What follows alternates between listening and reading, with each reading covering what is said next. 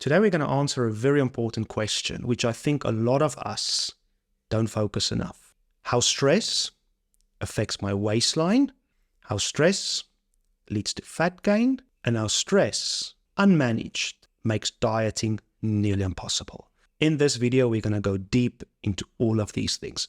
How stress affects my sleep, how sleep affects my hunger, how stress affects my coping mechanisms, what is escapism, how to break free from escapism, and how to cultivate awareness. So I'd really appreciate you to watch through the whole video, because there's a lot of tangible things towards the end that's going to help you identify your relationship with stress and food and what to do about it. When we are stressed, I want you to think about your own life and reflect a bit on your own journey with stress here. Usually when we are stressed, how do we sleep? Not that great. Now, the moment we start affecting our sleep, we're going to pay the price the next day. And when I say affecting our sleep, we want to aim for that 7 to 8 hours of quality sleep a night. If we have less sleep than that, a lot of times what happens, our leptin hormone, which is our satiety hormone, ghrelin, think of a gremlin, is our hunger hormone. These two signals are out of whack. We are more hungry the next day.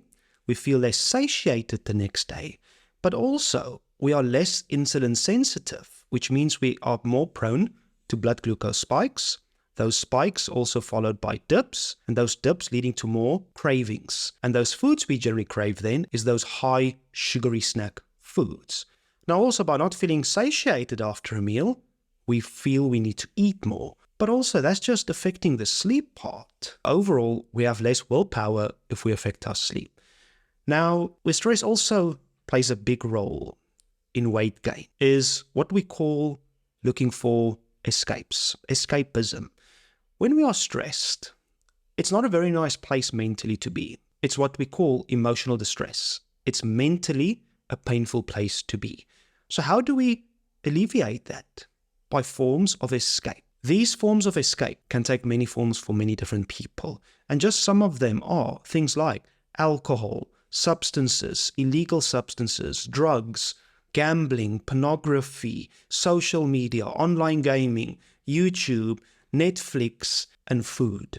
Food is a very big escape for many of us. Emotional eating.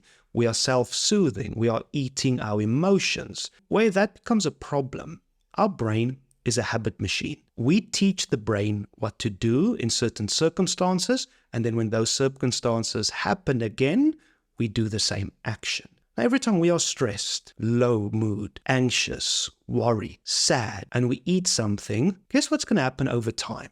Every time one of those emotions arise and we feel them, guess what you're going to want to do? Eat. Eat your emotions. Now that becomes a form of escape. We feel good afterwards. We feel soothed. The moment we finish doing it, how do we feel? Guilty. Shame. And usually be honest with yourself.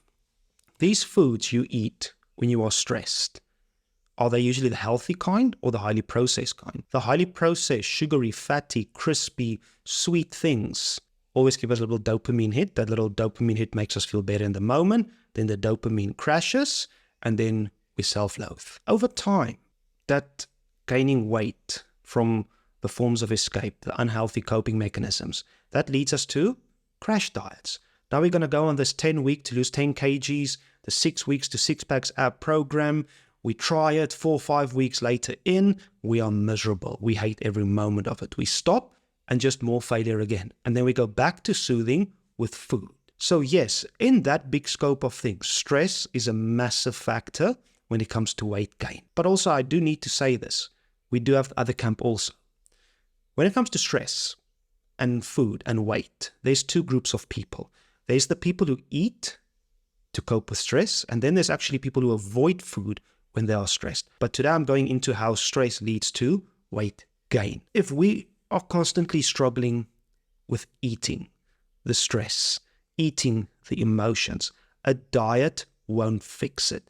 This is where we need to become more aware of our triggers. What are the things that is leading me to eat those foods? Unless we start identifying these things that are leading me to eat my emotions, what caused me to be sad today? What caused me to be worried, to be anxious, to be stressed? The moment we start labeling the actions and the circumstances that leads me to eating, then we can start looking at ways to work on those. If we aren't going to work on the reasons we are stressed, we aren't going to be able to change our diet and relationship with food. It's an uphill battle. So this is where I want you to get real with yourself. Take out a journal and be honest with yourself. Start writing down the big stressors in your life. And then take 2 or 3 weeks. Every time you eat because you were sad, every time you wanted to have that donuts, you wanted that Cadbury slab after work, you wanted that glass of wine, or you want to procrastinate with YouTube, stop. Just write down, I want to eat the Cadbury slab now. I want to watch YouTube now. Why? Because I'm bored. Because I'm stressed. Just start writing down what you are doing, what you were doing before that, and what do you think led you to this action. Because once you know what the trigger is, we can start replacing it for better options. Maybe every day after a long day of work, we had to fight with your boss. You go home, you have a Cadbury slab. Okay, now you know. Every time I was at work and I had an argument with my boss, when I get home, I want a glass of wine or I want the Cadbury slab. Knowing I'm going to go home and I'm going to want those things, what else can I put in that place now? This is where we have a term called sublimation, which means we take a negative circumstances, a fight with my boss, a fight with my spouse, work stress, deadlines, and we turn that trigger into something positive. Instead of going home, having the Cadbury slab, what about starting a creative endeavor? Every day when I get home, for 15 minutes, I'm going to doodle, I'm going to scrapbook, I'm going to practice a new photography skill, I'm going to do something creative where I create, I don't consume. Most of us are stuck in a loop of consumption over and over, to the point the only way we can feel better is by consuming something. Consuming with our eyes, consuming with our mouth, consuming with our ears. When's the last time you were in an emotional distress state and you actually just created something? Creativity is an amazing tool to hone stress tolerance, to hone stress management, because it enters the state of flow. We are creating something. We're not consuming something. And the more we can do that, the more that becomes the new response to that.